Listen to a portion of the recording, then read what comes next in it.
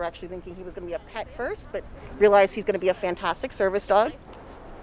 Help for an injured officer she has still never met. Tonight, a trainer here locally is getting a local service dog ready for a big move and a big new job. Anchor Evan Millward shows us the training and the impact this dog will make on a police department in Morning 750 miles away. What's that? What's that?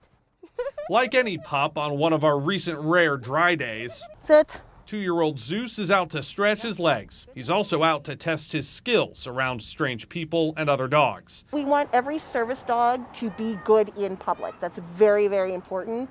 They're not just your typical pet. Zeus is in the last couple of weeks of training now. He's still getting used to some things Is that better? before he leaves for Tulsa, Oklahoma. Handing over the leash is going to be a sad moment, but it'll be okay. His new home, Carrie Dickerson knows, is so important. I wanted to be able to give back to the community in some way, shape, fashion, or form. June 29th, 2020 would change Tulsa police.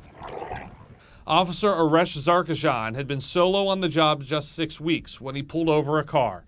His Sergeant Craig Johnson came as backup when the driver refused to get out.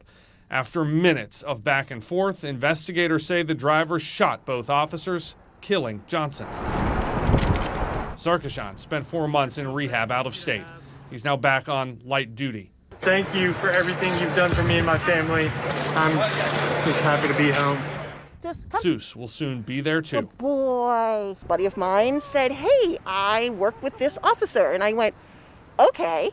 And so started talking, and I started interacting with Officer Zark, and it's kind of a match made in heaven. The 2-year-old German Shepherd rescue will join another German Shepherd in Zarkeshan's house.